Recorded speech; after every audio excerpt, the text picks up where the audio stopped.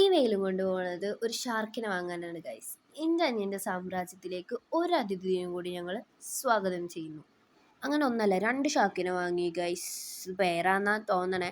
എൻ്റെ ഡൗട്ട് അതല്ല. ഇതെല്ലാം ഇവിടെ വലുതായി എവിടെ ഇടും? വീടിൻ്റെ താഴെയുള്ള തോട്ടിലിടാൻ പറ്റുമോ ചോദിച്ചപ്പോൾ ഓൻ പറയും അക്കൊരു ഷാർക്ക് അധികം ഒന്നും വലുതാവില്ലാന്ന്. ഇപ്പോഴാ സമാധാനമായി, അല്ലെങ്കിൽ ഇതിനൊക്കെ എവിടെ ഇട്ടേനെ? ഇതിനകത്താണ് ഇടാൻ പോണേ. ഇത് അവൻ്റെ സാമ്രാജ്യമാണ്. ഇനി ഇതിനകത്താണ് നമ്മൾ മീനിനെ വളർത്താൻ പോകുന്നത്. ഇവിടെ അവൻ്റെ വേറൊരു മീൻ കൂട്ടാം, ഇതിൻ്റെ ഉള്ളിൽ അവൻ്റെ കോഴിക്കൂട്.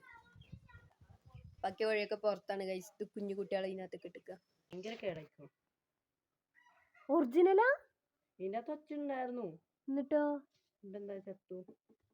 അപ്പൊ ഈ ശംഖ് മാത്രായി ഇതിക്കോ നാണ അറിയണു. അല്ല ഇതിനകത്ത് എങ്ങനെ വെള്ളം നിറയ്ക്കാ?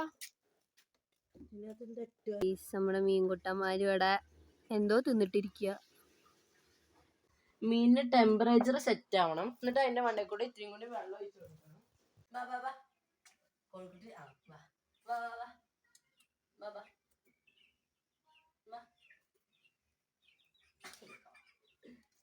നല്ല ആൻസറിനുണ്ട്.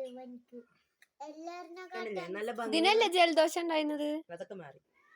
നല്ല ഭംഗിയുള്ള കോഴിക്കുട്ടിയാണ്. ചിറകൊക്കെ കണ്ടില്ലേ? നല്ല ഭംഗിയുള്ള പ്രാവിന്റെ ചിറക് ഇതിന്റെ ടെമ്പറേച്ചർ സെറ്റ് ആയി തോന്നുന്നു. എടുക്കോ?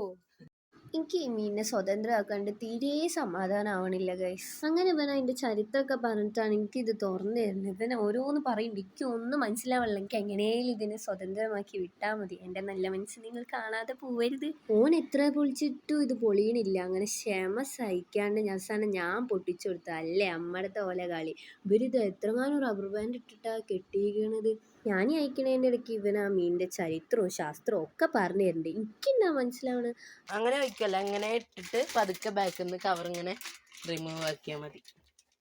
അതെങ്ങനെ റിമൂവ് ആക്കുന്നത്? ബാക്കിൽ നിന്ന് അങ്ങനെ പിടിച്ച് പൊന്തിച്ചോ.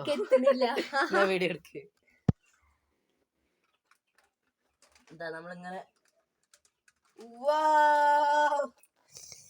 സ്വതന്ത്രമായി. അങ്ങനെ ഇന്നത്തെ പരിപാടി കഴിഞ്ഞു ഗൈസ്. അപ്പോൾ ഓക്കെ ബൈ.